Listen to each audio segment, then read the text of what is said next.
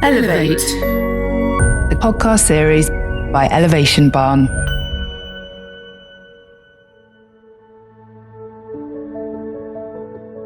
You know, we've had 300,000 years, 98% of that time as a species, we've lived fully wild in tiny nomadic groups. Every single child that's born is still today is expecting a fully wild existence and is actually gets a huge shock when it's born into this strange world dominated by computers and cell phones and now AI and everything. It's a hell of a shock for that psyche. That design is not expecting that.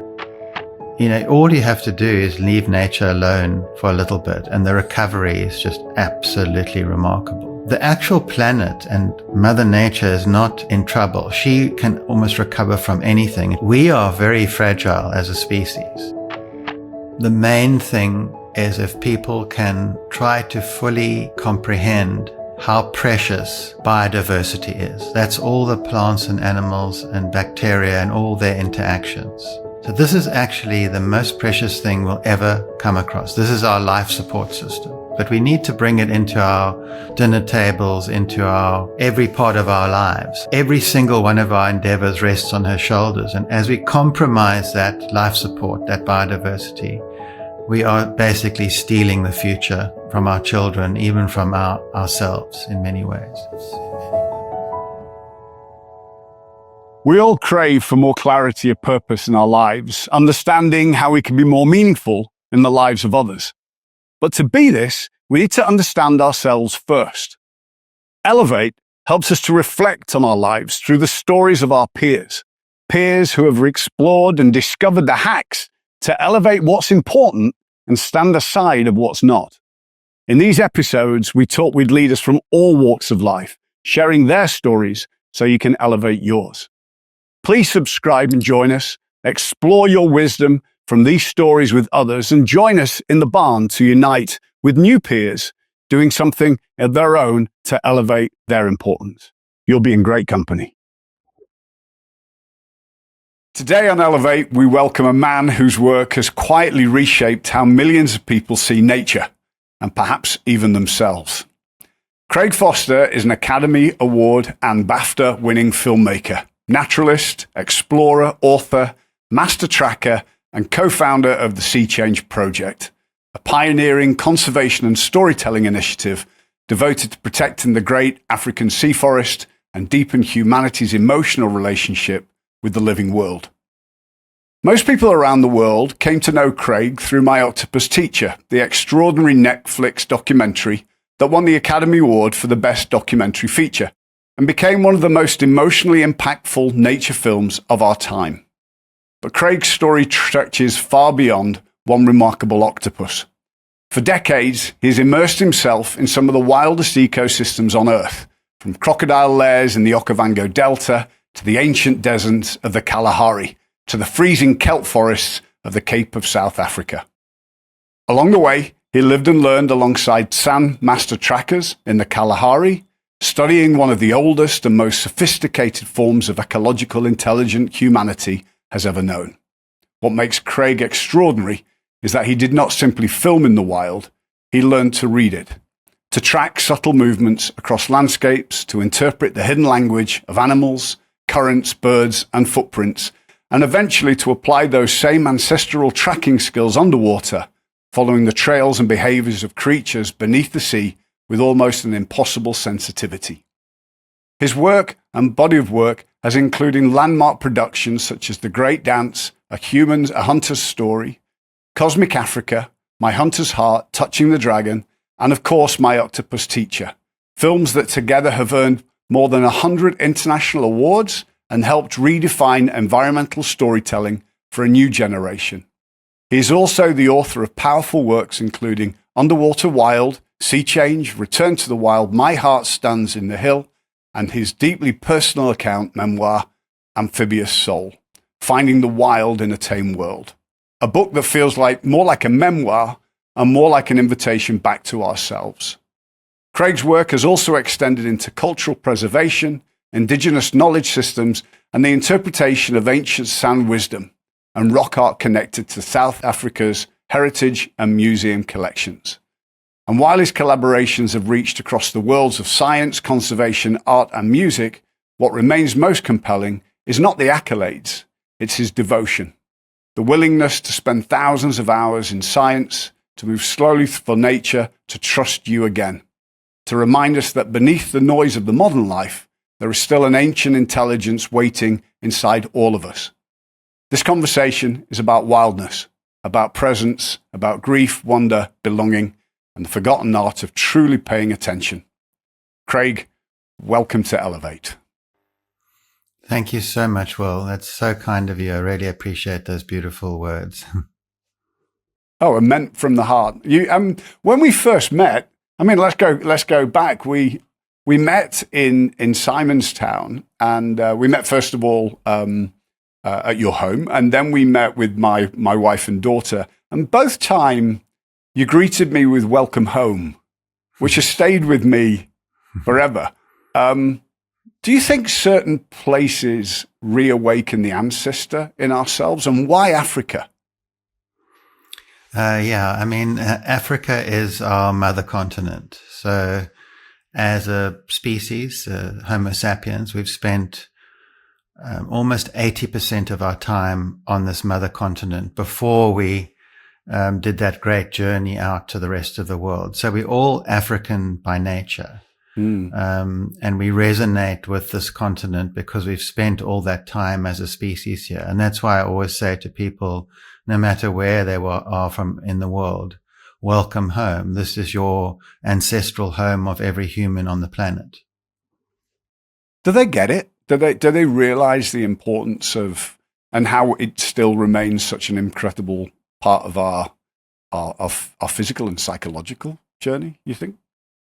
So, I mean, I've been very passionate about this, and have been lucky enough to work with an incredible paleoscience team headed up by Professor Chris Henshelwood, and various universities around the world to study human origins. And my job has been to translate that into exhibitions.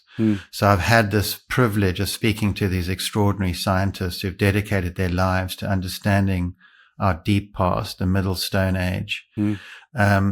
So when I take people to the exhibition and I show them around and I show them, this incredible heritage we have, the oldest art on earth, and then you say, welcome home. It hits so hard emotionally sometimes that you just get people, tearing up. It's a very powerful thing to know where you come from. And what's strange, Will, is if you ask most people in the world, like, where is the origin of our species? 99% of people actually cannot tell you accurately. So they may say, East Africa, or they may say, Southern Africa. But what is fascinating now is that the latest science is showing a multi-regional origin in Africa for our species. Oh, wow. And that's, all the genetics is pointing down to South Africa here, the amazing fossils in East Africa. And then recently in Jebel Irad in Morocco, we found these incredibly old fossils at 300,000. Cool. So we've been forced to realize it's this very complex multi-regional origins. We're literally born out of this incredible mother continent. We are made of this African continent. And when it hits, it's a strong thing to know we all come from here. And then only relatively recently did we, discover the rest of the world. I want to go into the amphibious soul very, very hungrily, but I want to maybe take a second, because I'd love to go back a little bit. And we talked about our introverted youth, but what was the connection that you started to unpeel to the environment? And what was the trigger that made you realize that your passion and your appreciation and connection would become your destiny and your journey forwards? What was the step? And Paint us a little picture, as if you would, of just that childhood and where it went. So I grew up in Cape Town, and I was very fortunate and privileged to my early childhood was in a small wooden bungalow, and half that bungalow was below the high water mark. Wow. So these massive waves used to come off the Atlantic Ocean and smash into our house during the storms. And we had special wooden boards that we'd rush around and put up against the windows. Otherwise, the waves would just smash stones through the windows. Wow. And in the morning, you'd have the front of the house was a meter deep in kelp that we had to try and get off sometimes it would even, swirl around the whole house. So it was like living almost in the ocean. Yeah. And, the small creatures, these isopods that dominate the rocky shore used to come right up into the house in their thousands. Wow. And we have to try and seal the doors to stop them coming in. So it was this extraordinary childhood. From day one, I was brought home. My father took me into the freezing Atlantic Ocean on literally the day I was brought home. I was born. Wow. Apparently screamed a lot, but it was just like it was the ocean. The ocean was there from the start, and I was fascinated with the rock pools. I started diving when I was 3 years old. So I had this deep hunger for nature, for the wild, but I didn't know how to deal with that. There weren't a lot of people around me who it wasn't their job. My parents loved diving and so on, but they weren't obsessed and fascinated with it like I am. And my brother was also really interested in this, Damon. And that's at a very young age, we were drawn to the San of the Kalahari because our childhood was in this wild nature, and they were our heroes. They were the people who we felt intuitively were closest to nature. And we, at an early age, made our way up to the central Kalahari and had this extraordinary experience with 3 master trackers. How old were you at this point? 20s. Wow. Yeah. And that was totally transformative because suddenly, for a short period of time, we got to learn from these incredible masters, and we got to feel what it would be like to live in the true design of our human being. And it was shocking and beautiful and awe-inspiring, and also a bit frightening because I thought I knew nature well, but then I soon realized I had so far to go. And that's what was in my mind, and that's what drove this whole passion to try and get inside of Mother, under her skin, and feel her heartbeat. Wow. How important was your brother in this journey? Oh, absolutely critical. I mean, for 25 years, I worked side by side with him in countless African countries, working with indigenous people, documenting their lives, being inspired by them, learning from them, also doing work with big sharks, films on there. So 25 years of filmmaking side by side with my brother on incredible adventures. Some of them we were lucky to survive. But yeah, obviously that can imagine the bond that develops. And we got so close that we didn't have to talk much. We just knew what the other person was filming and doing. And we'd film and direct and edit the films together. And Swati, your wife, is also a filmmaker and storyteller and very passionate in conservation as well. So you're kind of surrounded by this environment of support.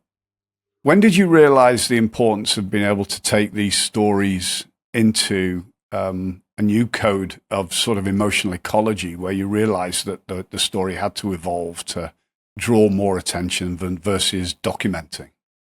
That came through the deep underwater tracking and spending 10 years. Well, the commitment was 10 years every day to dive every day and to track every day. Because I knew that was the key. The tracking was the key. And then, of course, when you finally get under Mother Nature's skin and you feel that extraordinary pulse, it makes you want to try to articulate that love and that passion for our mother. I mean, and it's one thing to know about biodiversity and to realize that it's, critical for all of our lives. It's our life support system and so on. But to be face to face with it and emotionally understand that she is our mother at every level. She's the most precious thing we'll ever encounter. And to compromise her is to seriously affect the future of our species. You made such a big impact with My Octopus Teacher. Millions of people. It's funny, every time I talk to people around the world, they're always like, I don't eat octopus anymore, and I changed my habit. But you created and crafted the story behind the film with the team to be able to preserve the bay, False Bay.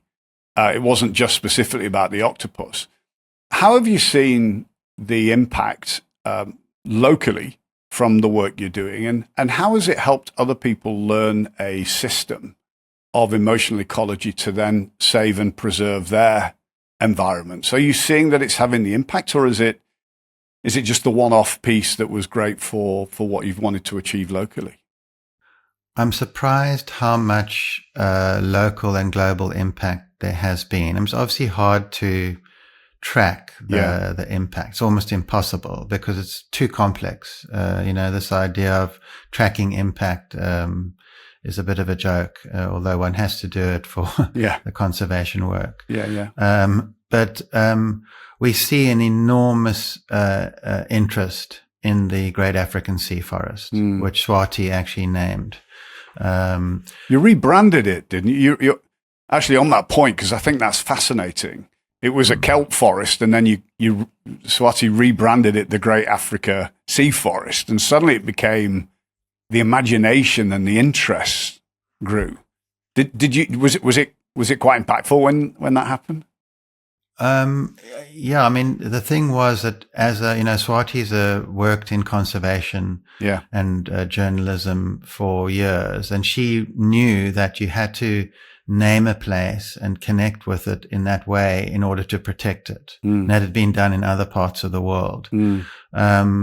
So she put that out with our team, and then we didn't want to own it in any way. And now it's even being used in, scientific papers and, articles everywhere. So it's now part of the vernacular. And in doing so, of course, then it's this feeling, the Great African Sea Forest. It's got a real resonance apart from, instead of like, oh, there's a kelp forest somewhere in South Africa, it's a big difference. So we've seen enormous uptake in interest on multiple levels in South Africa and also around the world. And at the moment, I'm working with an incredible group of filmmakers all over the world doing short films on their kelp forests. Because, not a lot of people know, but we've, in your and my lifetime, we've lost half of the world's kelp forests. And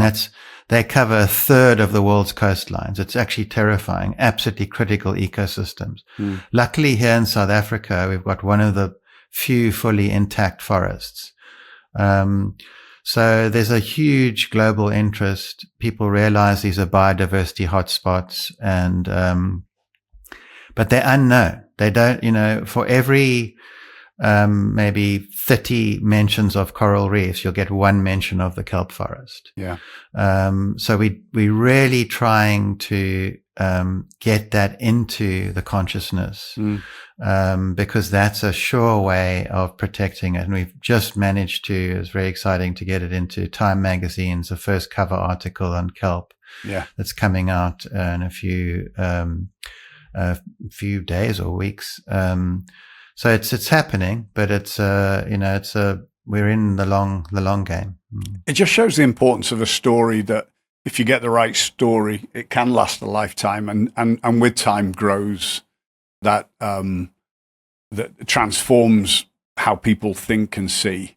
And I loved what Jane Goodall said about Amphibious Soul, that it's a book that will transform how we think about being human. And I love reading it. It felt like you moved from Sea Change to My Octopus Teacher to this, and obviously all the other books, but just this expandability of the impact that we need to be wary of. For those that don't understand, how do you define an amphibious soul? Thanks. So I see it in this way, that we are the strange, multifaceted creature. Okay. And it's a metaphor in a way for our wild self is that amphibious creature that can go underwater and dive and hold its breath for a very long time.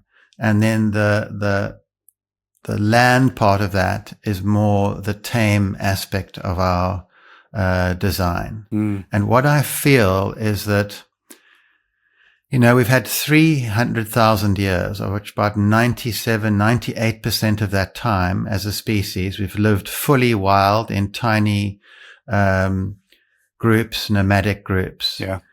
That is our design. Every single child that's born still today is expecting a fully wild existence, and gets a huge shock when it's born into this strange world dominated by computers and cell phones and now AI and everything. It's a hell of a shock for that psyche. That design is not expecting that. So it creates a lot of agitation in the human being.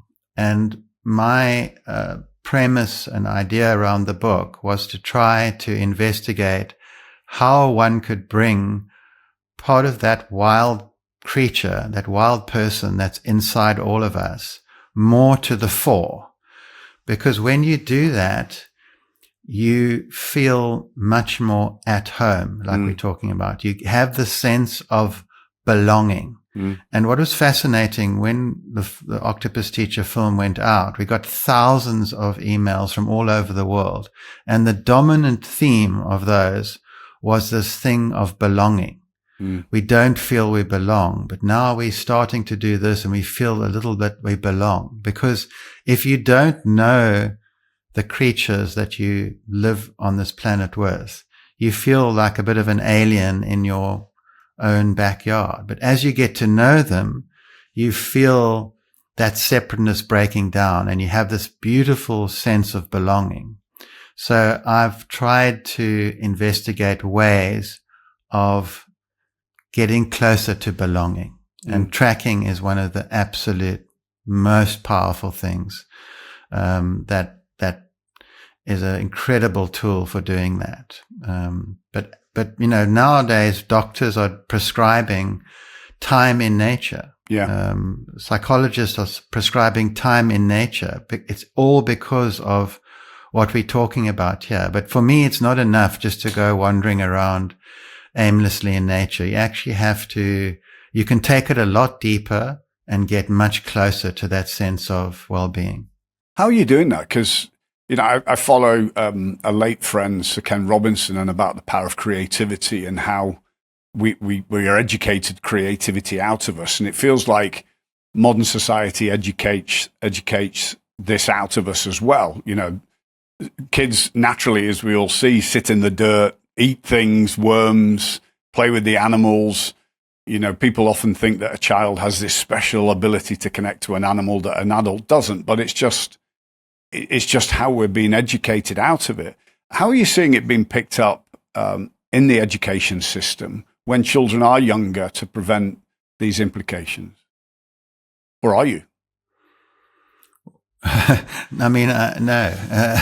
I think that it would be a huge help if there was at least one person in every school that truly understood nature, not just from a, understanding the biology in a academic sense, but actually knew how to go out into nature and see patterns and see behavior and able to read the land or the ocean and to show children how that works. Because every child since the beginning of time has been taught that, and that's what they're expecting. Only in the last tiny percentage of time have we not, and that creates a disease. So if we could just be one person and just one class could be dedicated to nature connection, that would make a vast difference. It would make a huge difference, mostly to the child's well-being, but it also stimulates creativity and it opens neural pathways in the brain that make it function far better. So there's enormous potential. And because we've got this wild ability sitting inside us, just waiting to come out, it's not that hard to trigger it or spark it. Yeah, it's amazing. It's amazing when you actually there's that transition phase when you take a kid into the wild or into, I'm living in Bali for that reason, so that Bella can be in an environment that is based and living in bamboo with no windows. But it takes a while for them to unpeel, and suddenly it's like you take a weight off their backs when they're in the environment that they can just run free. They're not judged. They're not reprimanded. They're not, pushed. So would you say Amphibious Soul is therefore written as a warning or an invitation to where we're going? And how did you balance, because you balanced the book so well of enthusing us to believe and understand the depths so that we knew where we were going. But it also allows it an optimism where so many of us and so many people feel this pessimism of where we're at in the world right now. I mean, it's definitely more of an invitation. Yeah. Psychologically, it does not help to, our storytellers know very well, it doesn't help to paint the gloom and doom scenario, especially for young minds. And I mean, that can easily overwhelm one with everything that's going on. But there is, unbelievable potential. There's still places in the world where there's extraordinary biodiversity in place. These kind of engines of life. I've been to a few of them. And all you have to do is leave nature alone for a little bit, and the recovery is just absolutely remarkable. The actual planet and Mother Nature is not in trouble. She can almost recover from anything, and we've seen this in the past with the huge calamities, natural calamities. Yeah. We are very fragile as a species. And so are many of the other species that we're living with. So it's more of an invitation to sense something that is so intrinsic to our being, that inspires awe and creativity and wonder. And they're quite simple tools to connecting back to that state of mind. I'm not advocating for, throwing technology away or anything like that. It's just that it's so imbalanced. Yeah. I use technology to actually, enhance my tracking skills. But I'm using it for something that I think is worthwhile. It's not just for hours and hours of kind of entertainment and so on. So technology has an amazing place, but we're just so imbalanced, and we know what happens. I mean, there are positive moves. I see some of the schools are asking the students to just put their cell phones aside for the whole day. And there's been a vast improvement in well-being and learning and everything. So people are, definitely realizing more and more that, but it's not enough just to do that. You have to ideally be reconnecting with who we are, with the source, with mother. I think, you talk about Jane Goodall, and she often comes to mind. I did this wonderful piece with her called Mother Nature in the Boardroom, and we're trying to excite people to bring Mother Nature back into our lives. So what happens after a human? Because I'm fascinating. You keep going back to the wild and you keep recharging, and you also had your brother as a companion to handhold each other, really, in with the Sand Tribe. The observation, what happens to the human after you're reading footprints and scent and understanding weather and movement patterns?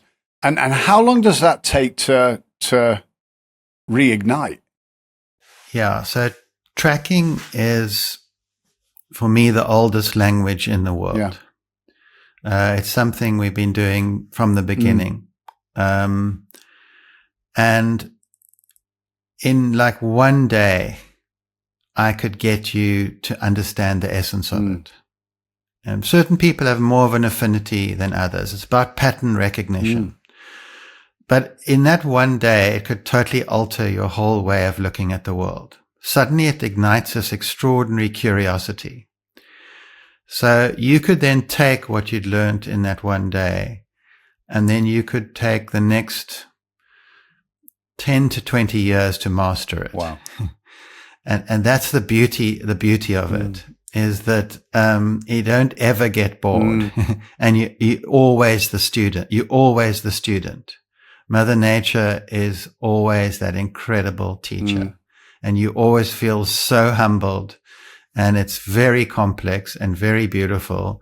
But when the dots join up and you can see some incredible animal behavior, or you can see some incredible pattern. And it's not just about, as you say, it's footprints, but it's also wind tracks and, ancient tracks of our ancestors. It's the entire land, even in cities, is absolutely filled with these incredible, deep patterns of what's happened in the past. And you can reconstruct so many things from that. And what it does is it builds your world. It's world making. So it builds this intricate, fascinating, powerful world that then you can understand and recognize. And I've tested this out. I've gone into a completely different environment. In this case, a near pristine tropical island, incredibly hot, full of enormously numbers of biting insects, completely different set of animals. And I've applied the same things that I've learned here in the Great African Sea Forest, and in a fairly short time, I can get underneath of nature and understand, the lives of eels and crabs that I've never seen before. And I can unpack. In this case, it was these incredible moray eels that were actually coming out the water to hunt crabs, and the crabs were trying to climb trees to get away from the predation. But it was not obvious that this was happening. It was all happening at night or in the early morning. And I had to put together a whole set of tiny patterns and signs to see this extraordinary behavior that had evaded human notice for a very long time. So it worked, and that was fascinating to me. So these principles of being still, of waiting, and then looking and observing great details, and then slowly putting together the stories that are everywhere in the wild, and as I say, in cities. I've done it as well, tracking humans, but animals as well. Yes. Up in our country house in Bali, I go up there and I'll sit on a bench. And when you sit down, it doesn't seem like much is happening. But it's amazing how, like, within 5 minutes of just being present and actually not being distracted because you're bored, nothing happened in those 5 minutes, how things start to unpeel.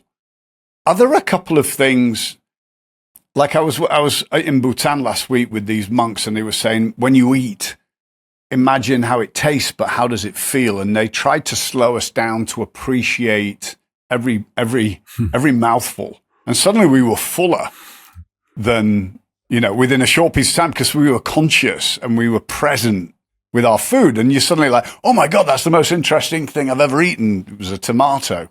and you, oh, well, that was just, I never realized what it tastes like. Do you have some principles, like a couple of tricks or processes that somebody that would like to try and look through your eyes could embrace? Yeah, so I think what you said now and what those monks were talking about is absolutely critical. And it's something that need to keep reminding myself. Right. And I often try and go into the wild and kind of open a conversation with Mother Nature. It might sound strange.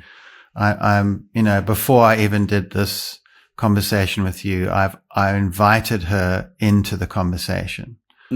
Often I feel and it doesn't come often, but occasionally you get these moments of grace where you feel certain things coming from that great biological intelligence. And it pertains to exactly what you've said now. I've been getting multiple messages saying to me, well, what is the pace of Mother Nature? What is the pulse? What is the rhythm of the wild? And what it is very slow, very, very slow and very deliberate, like you're talking about.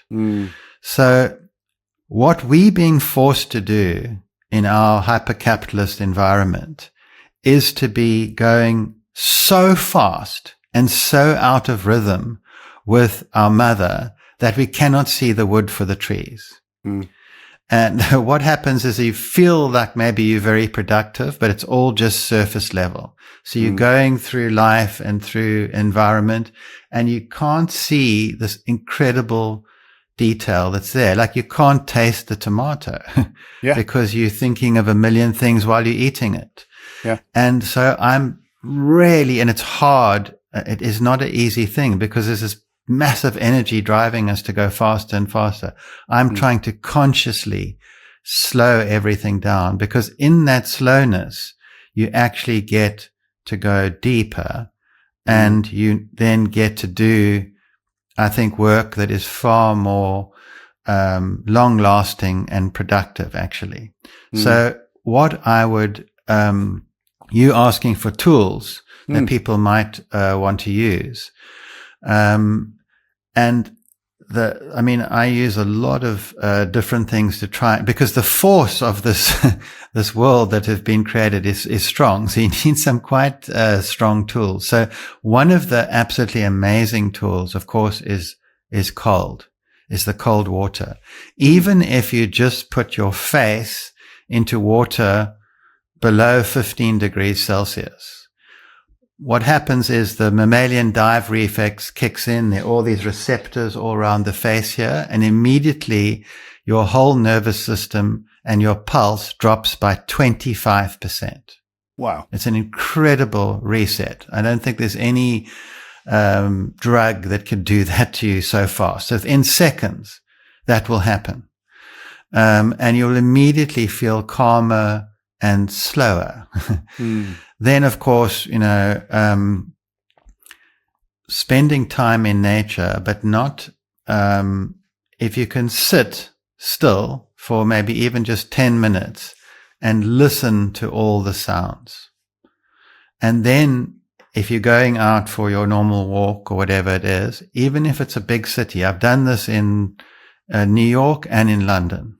There are a whole lot of signs everywhere on the pavements that tell you what animals have been there and what humans have been there. I'll give you, last time I was in London, I found incredible tracks of slugs that were eating the algae. Beautiful patterns. Their little radulas, their toothed tongues cut into the algae. And I could tell they'd been out in the night. I could tell where the young had fed, where the adults were. There were also amazing engravings on the flagstones of the pavements from the olden times to tell you where old parish used to be or whatever. So there were amazing human signs everywhere, and I can go on and on like that. So everywhere there are these incredible signs that build this magical world. Because when you start to see those signs, and I do struggle in these big cities, but when I do this practice, I feel connected to the cities. There are even amazing fossils in the stones, in the stone buildings all over London. In New York, there are incredible lichens, species growing on buildings. It just goes on and on and on. And human signs, where we've walked, where it's worn. Doing that practice makes you feel that you're actually using your wild, ancient design. And it makes you feel better and more connected no matter where you are. I mean, it would help to maybe, get a book on tracking. That helps, of course. I've tried to outline at the end of my book a lot of these practices that could certainly help. Yeah. So anything that connects you to your, what I call the primal imperative, the smell of fire smoke, a beautiful, evening with family and friends, telling stories, all these kind of things. There's so many things, playing a sport, dancing, it's all connected to that primal imperative. And these are the things that balance out all the other madness of what we have to deal with. Yeah, that insatiable curiosity. I mean, I'm excited to go. I'm going back to New York in June, and I'm excited to go back now to look through it with those eyes, that curiosity, and have a look and see what was there. Because otherwise, it is oppressive. It is a lot of weight, and it is a lot of energy that's there. Somebody once said that you never see or gain more by going quickly than from what you miss by getting there quickly. So yeah. If you go slower, you see a lot more than you will gain by getting there quicker, in summary. And it's so exciting to do that. Why are we in such an overstimulation of the senses? I mean, I often find, like, when I was just up in Botswana with the team there, and, sitting in a vehicle, you can often feel quite disconnected. But then when you're walking, as we were again with the Sand Tribe, you suddenly feel this energy, but the vehicle can disconnect you. Or even when you're watching some of the incredible documentaries that are there, yes, everything's filmed in slow-mo so you can gather it. But when you're there in the wild, you don't see the detail that a camera can capture. So things that are often trying to help conservation often distance us from reality. How do you balance that in trying to get people into the wild, but also trying to get people connected in the wild as a filmmaker as well? Because you're probably judged by the secret things we can't see. I mean, one of the things, I don't know if this answers the question, but one of the things I do is I'm very careful to let the camera intervene with my experience. I use very small, very light, very fast cameras because it's an incredible tool to document, what you've seen. And I go every week with my tracking team and I document all the tracks and behaviors that we see, but I do it quickly, efficiently, with the camera because it's impossible to remember everything. And then the day after the tracking, I go over everything, I research something, and I create a report with the images. But while I'm in the wild, I do not let that camera get in the way of our process. It's almost just And it's not like a huge, heavy thing, and it's very easy and quick to use. I'm also, if something's very special, I might take a time to light it and get it right, but mostly it's just documenting. It's an incredibly powerful tool, these cameras, to document and enhance one's knowledge and curiosity. But you've got to be super careful that they don't, as you say, get in between you and that wild language. Because that can happen very easily. Now you've got this thing that's in between. And underwater, the same thing. I do not take a huge camera in. I've got a little pouch, and it's in my pouch. Only comes out when I need to document something. I've got a little light. I have minimal kit, no wetsuit, and I'm trying to get as close to the wild as possible. I'm touching the earth with my hands, with my feet. I'm wearing minimal clothing, all that kind of thing. Lots of factors to just try to get close to the wild. Even in the water, if you wear like a second skin that can protect you from the sun and can be good and everything, but even that is amazing how it distances you slightly from the water temperature, from the feeling of the kelp, from everything. I'd rather risk being stung by a blue bottle and that kind of thing than sacrifice that closeness to mother. Yeah, it's incredible how quickly that, just by even lifting the camera, how you can suddenly feel disconnected. I'm smiling because you told me that story and you sent me a quick video of when you were documenting the creatures of False Bay, and the octopus reached out. Would you tell that story again about the camera being taken from you? Because I think that is just, I've told it 1,000 times.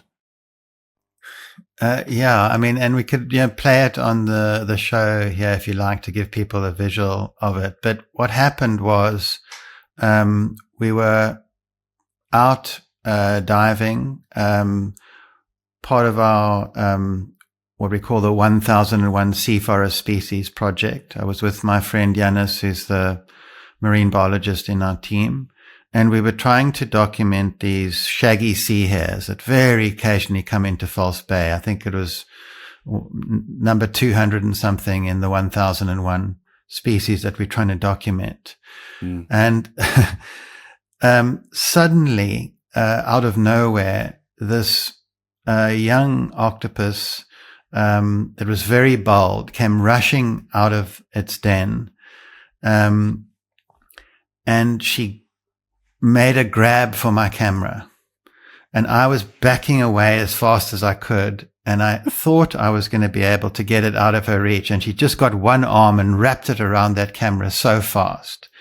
And the problem is, if you try and then pull that camera away from the animal, you can give it a hell of a shock, and it's not ideal. So I just kind of thought, okay, I'm hopefully just going to let it go, and she'll lose interest and just get the camera back immediately. And unfortunately, that didn't happen.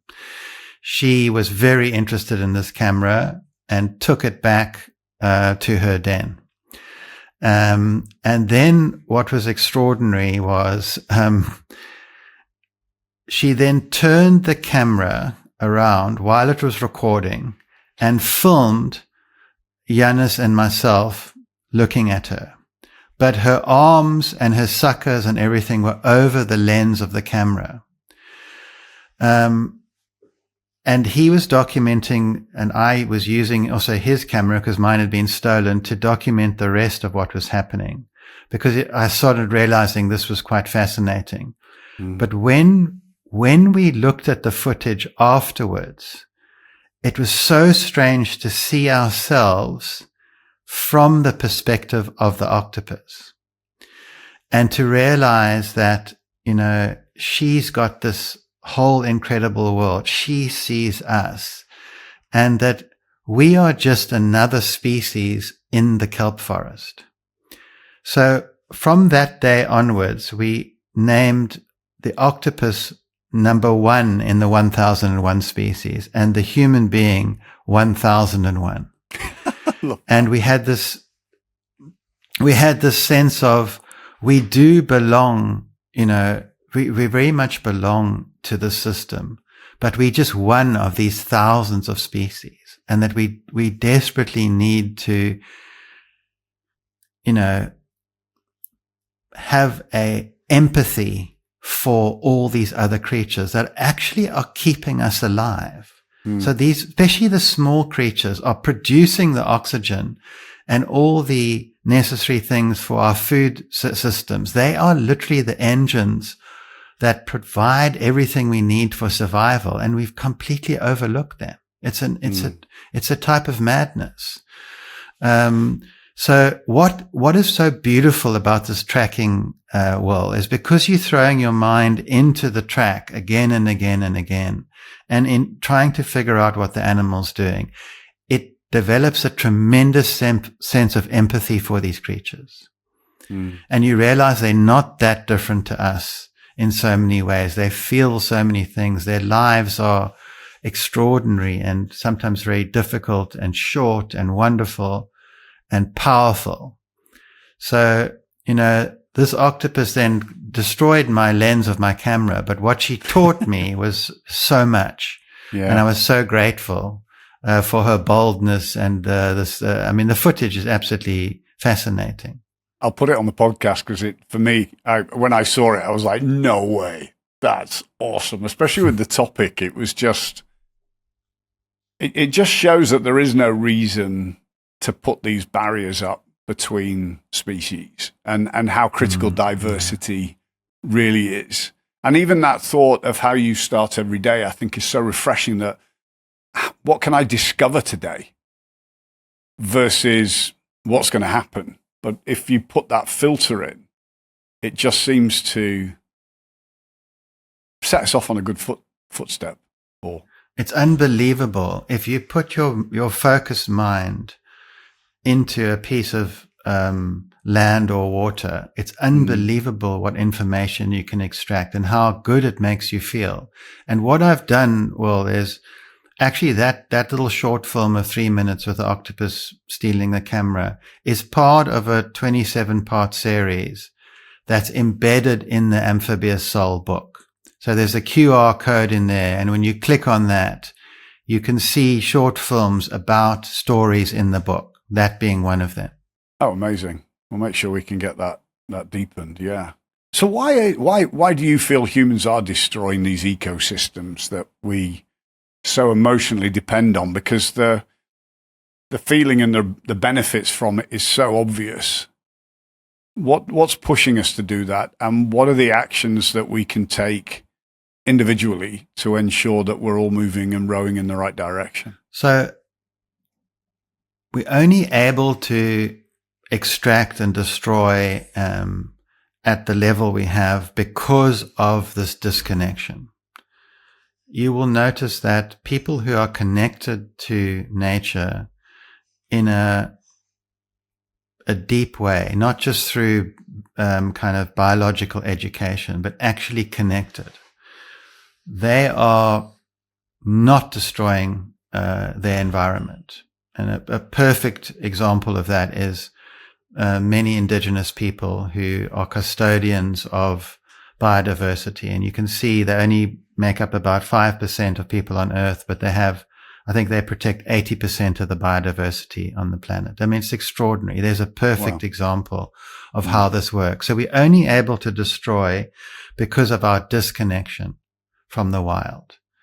And so that's why it's almost like a battle of stories. At the core of this whole massive environmental crisis we're facing, that on the one hand, you've got this hyper-capitalist story of extraction, and it's okay to do all these horrific things to nature, and somehow all will be fine. And on the other side of that, there's a story of reciprocity, reconnecting with the wild, nurturing this incredible biodiversity. And it's so obvious that would be beneficial to everybody on so many levels, mind, body, spirit, benefits across the whole spectrum. And then we've got this, terrifying force of survival and money driving much of the extraction. So it's not an easy fix. We've got ourselves in a terrible kind of jam. But it's at its core, we need to nurture and put out the story of reciprocity. That is the absolute key core. Of course, we need to be on the ground doing restoration, preservation, all those things as well. And maybe I'm a bit biased because that's what I am as a storyteller. But many people have come to the conclusion that it's a war of stories.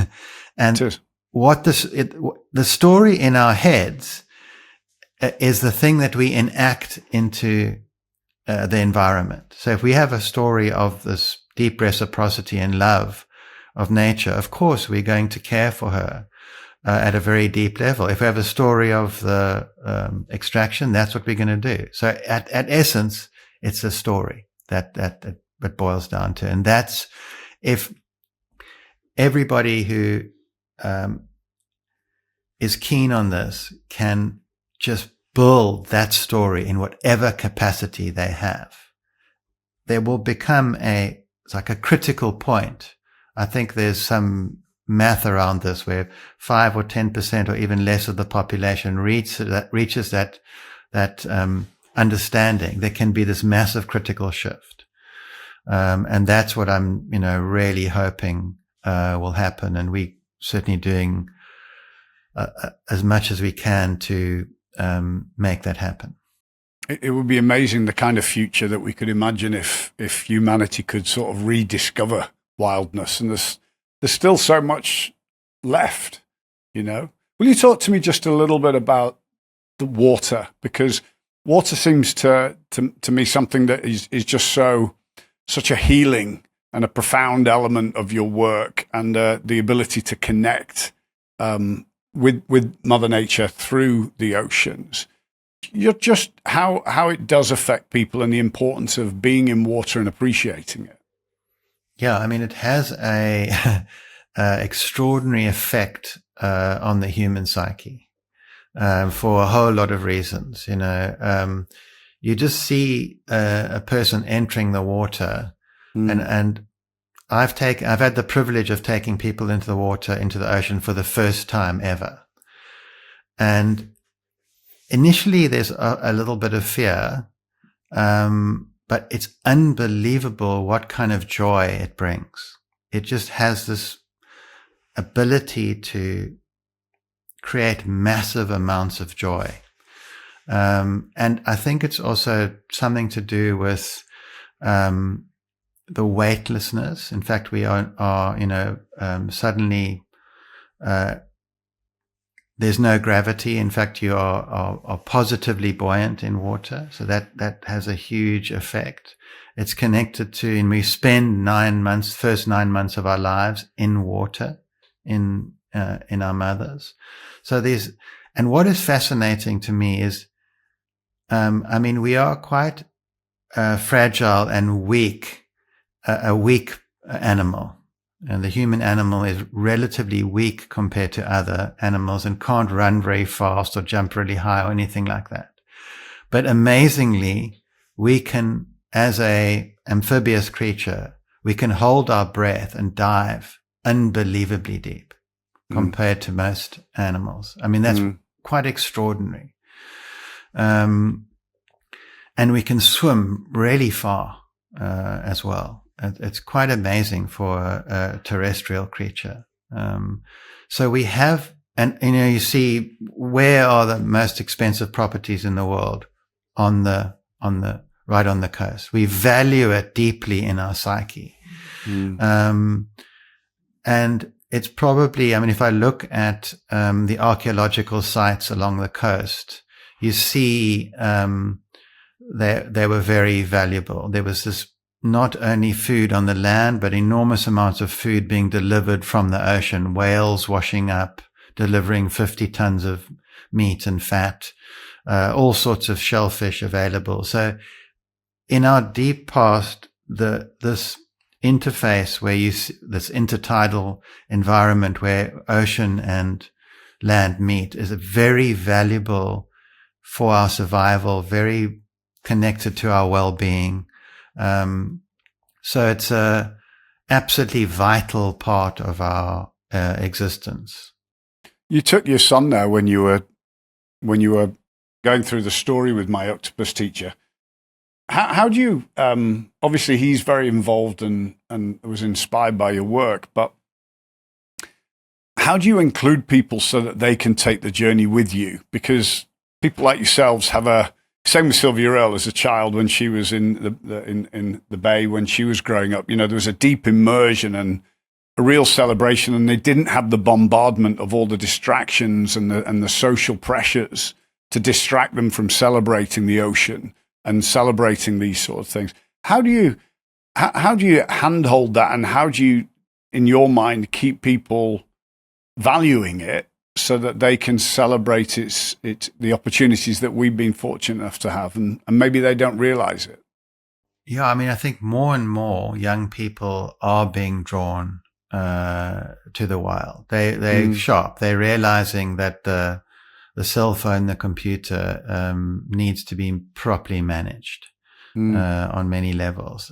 A lot of people are actually fearful of the ocean.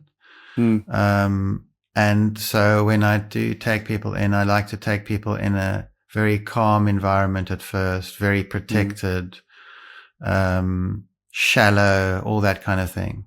And it's about just slowly getting used to the environment, and then very, very slowly going deeper and deeper. Same with the cold. You want to start with just a little bit of cold exposure and slowly build it. That's the key with a lot of these things, and reconnecting with nature. It's hard to just go and do like a massive,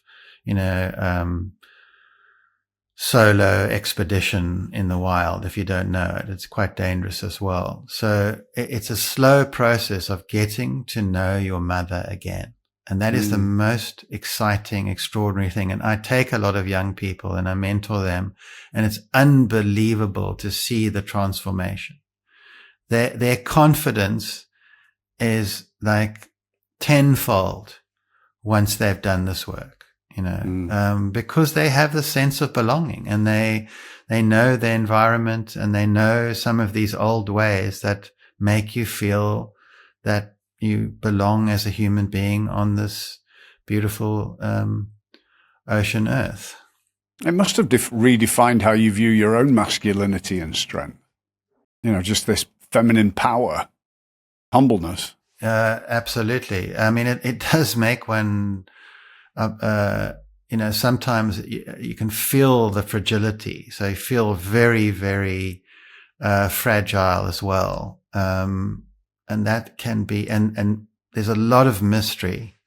And, I've been humbled so many times in the wild that I sometimes, I can feel pretty fragile sometimes, I have to be honest. And other times you just feel that, eternal nature of existence as well. So it has both. The human condition is a very strange, mysterious thing, and I think we have to what is a strange thing is when you sense this fully wild creature designed to live nomadically wild, and we're now having to operate in this strange, technologically filled world. You have to, it's a hard one to navigate. And for instance, like, we wired to, for negativity bias. We wired to see the negative things and to, enhance them for our own survival. And, a big cat or a very poisonous snake would have formed part of that negativity bias, which is very useful for our survival. Now, that same design applied in our world can be quite damaging because it can cause a lot of unhappiness.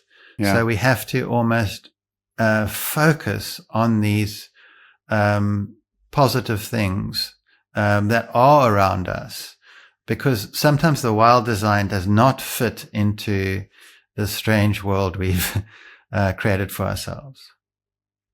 So what's next now? You must have been bombarded. I know my octopus teacher was exhausting. Amphibious Soul is reaching and stretching around the world like a great story. It's bleeding its way across and really valued and captured. How are you keeping that balance and that sensibility for yourself? When we were there, you were talking about underwater symphonies and just exploring stories and working with other artists and creatives. But what would you like to achieve over the next few years? And most importantly, as a plus to that, how can we support you and your work and the magnification so that it can have the impact that we all need? Yeah, that's the $1 million question. So I think what the challenge is, and this is a real challenge, okay? And this is what I ask myself every day. At the fundamental level, it's absolutely critical for me to remain connected to Mother Nature and to be able to converse with her and speak to her through this ancient language of tracking. If I lose that vital connection, that thread to the wild, to my ancestors, then I'm no good for anything. At the same time, I need to try and have impact in the world so that the story of reciprocity with nature gets out there in a big way.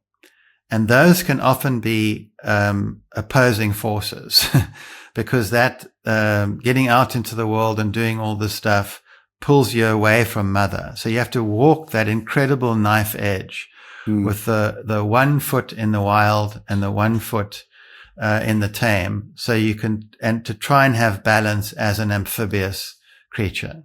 I don't know if that makes much sense. Yeah, no, it does. I mean, it's that it's like that for everything of life, right? The pendulum swing. We can't go in one direction or the other, but we have to have that sort of equilibrium in the center, which then, like a motorbike engine, side to side, gives the balance of where we are in life, because our life piston side to side will actually help us focus and navigate stability. I think many people have really lost that opportunity of really connecting to nature, but as you really highlighted today, it's only a step or a view or an observation or a swim away from all of us, which makes me so optimistic. I'm going to leave and walk the beach after this, but thank you for sharing an update on where you're going, Craig. You are so magnetic in your work, and I really am honored to be able to support it, to try and help bring more people's attention to the importance of story and the impact that it can have on all of us. We've got around 600 alumni in the Elevation Barn now. How can we individually help you as a person support the work that you're doing? That's so kind, Will. I think that the main thing, I think, is if people can try to fully comprehend how precious biodiversity is. That's all the plants and animals and bacteria and all their interactions. So this is actually the most precious thing we'll ever come across. This is our life support system. And to know that and promote that story, I think, is probably the most critical thing anyone can do. So if your 600 alumni can understand that, maybe share with them the film I did with Jane Goodall called Mother Nature in the Boardroom, which explains that and tries to bring that idea into the world's boardrooms. But we need to bring it into our dinner tables, into our every part of our lives, onto our sports fields, everywhere. We need to bring Mother Nature into the conversation, because every single one of our endeavors rests on her shoulders. And as we compromise that life support, that biodiversity, we are basically stealing the future from our children, even from ourselves in many ways. So that is the fundamental thing. If all the alumni can somehow promote that story. Because once you understand it, it's so obvious. But somehow it's incredible that this fundamental thing that's so tied to our survival has been overlooked. It's the most important thing. And it's also so, as you say, just underneath skin deep, there's all this understanding and knowledge and feeling and love is just waiting to reconnect with this biological intelligence. So there's a huge upside in doing this work and spreading this story of reciprocity with nature. Well, you've impacted millions, and I hope you realize the work you're doing is so appreciated. Even though it's as exhausting as it is rewarding, you have changed millions of lives, and you were introduced to me by my then 8-year-old daughter, and it shows how it can go both ways, that this is all something absolutely critical. So thank you for your time today. I know you're inundated with activities and events and being a servant to our planet. But thank you, Craig. And I look forward to getting back down to Simonstown in the not too distant future and catching back up with your incredible progress and the work that you're doing for the world. So I appreciate it so much. Love to take you out tracking, and thanks for a great conversation. Well, I so appreciate all you're doing. Bless you. Oh, thank you. Love it.